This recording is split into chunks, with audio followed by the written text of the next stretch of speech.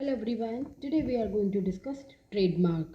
Last session में हम पढ़ चुके हैं what is brand.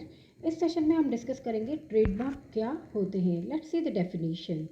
Trademark is a brand which is given legal protection because under the law it has been appropriated exclusively by one seller. See, when a letter, a name, symbol, mark, any design or a picture or any kind of combination, when these all things are registered under law, then it is called trademark. In other words, a product is the part of marker which has got legal protection, means which has been registered legally. Okay, for example, sheep, that is a mark of Binni, coconut tree of Dalda, Air India's Maharaja. So these are the examples of some trademarks. So the definition says when a brand is registered under the law, it is called trademark. Okay. इसी definition को हम हिंदी में समझेंगे। Trademark ऐसी brand है जिसे वैधानिक संरक्षण दे दिया जाता है क्योंकि कानून के अंतर्गत इसे पूर्ण रूपेण एक ही विक्रेता के लिए निर्धारित कर दिया गया है। यानी ट्रेडमार्क भी एक ब्रांड ही है जिसके उपयोग करने का अधिकार केवल उसी व्यक्ति या संस्था को होता है जिसने विधान के अनुसार उसका पंजीयन करवाकर वैधानिक संरक्षण प्राप्त कर लिया हो। ठीक है, तो ये है ब्रांड। यानी ब्रांड या ब्रांड नाम या ब्रांड का जो मार्क है वो तब ट्रेडमार्क बन जाता है जब उसे वैधानिक प्रक्रिया के अनुसार पंजीकृत करवा लिया जाता है। पंजीयन के बाद ट्रेडमार्क का उपयोग इस पर अधिकार रखने वाला व्यक्ति ही कर सकता है।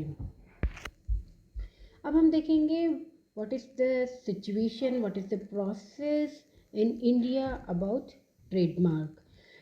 भारत में ट्रेडमार्क का जो पंजीयन की व्यवस्था है, इसके लिए भारत सरकार ने trade and merchandise mark act 1958 बनाया है।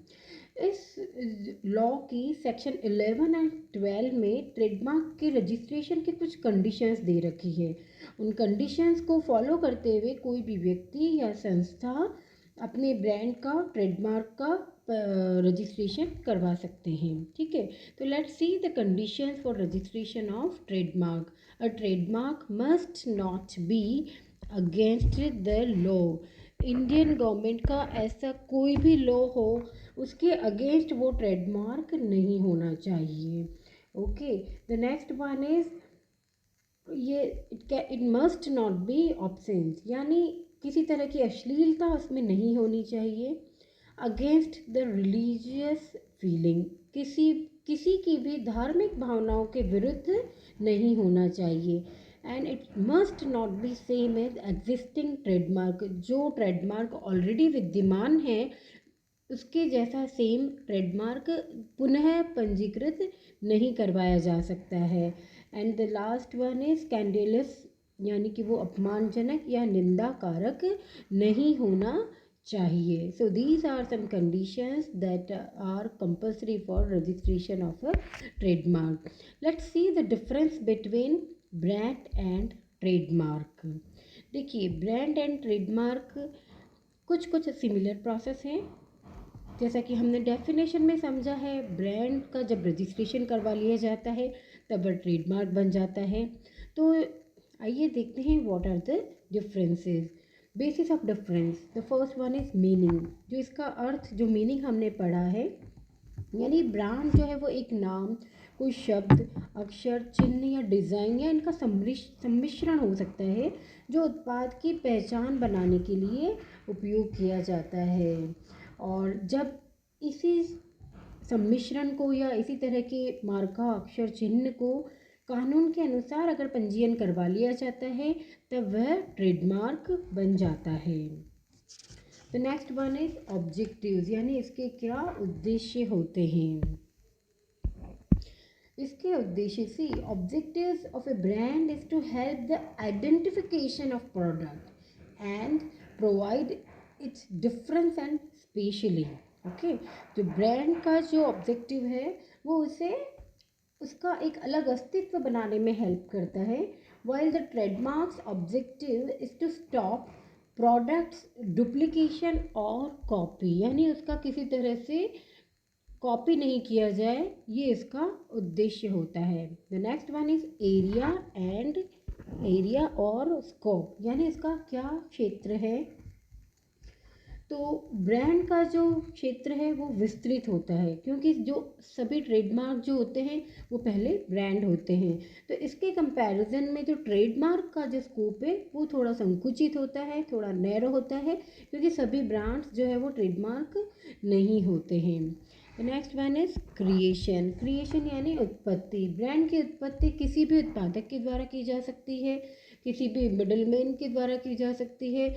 वाइल जो ट्रेडमार्क की जो उत्पत्ति है, इसका केवल वही व्यक्ति या संस्था इसका उपयोग कर सकते, इसका उत्पत्ति होती है जब उसका पंजीयन करवा लिया जाता है, तभी उसकी उत्पत्ति हो सकती है। The next one is legal protection, यानी इसे वैधानिक सुरक्षा मिलती है। यानी if a brand is copied by other competitors then no legal action can be taken against them, while whereas a legal action can be taken against the competitors who copy trademark. Okay, तो brand में legal protection नहीं होता है, लेकिन trademark में legal protection होता है। Right to use यानी उपयोग का अधिकार।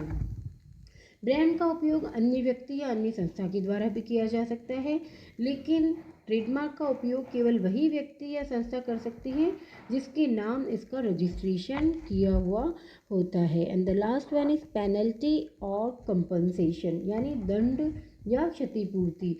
देखिए, अगर कोई व्यक्ति ब्रांड की नकल करता है तो उसे कोई दंड नहीं दिया जा सकता और उससे क्षतिपूर्ति भी नहीं करवाई जा सकती, बल्कि यदि उसका ट्रेडमार्क की यदि कोई नकल करता है तो उसे दंड भी दिया जा सकता है और उससे क्षतिपूर्ति प्राप्त करने का भी अधिकार होता है।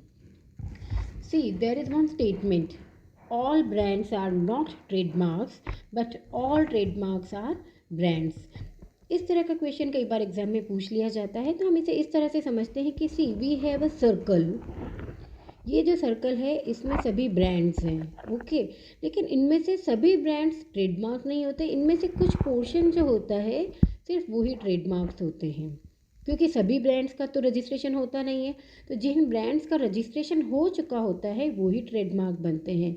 तो ये जो स्टेटमेंट है वो ये कहता है कि all brands are not trademark, because ये जो पोर्शन है ये ट्रेडमार्क नहीं है, but all trademarks are brand. लेकिन ये जो पोर्शन है इसमें जो ट्रेडमार्क हैं वो सभी ब्रांड्स हैं, क्योंकि बिना ब्रांड के ट्रेडमार्क नहीं पॉसिबल होता है। तो कई बार इस तरह का क्वेश्चन एग्जाम में दे दिया जाता है, तो we need to state the answer. Thank you.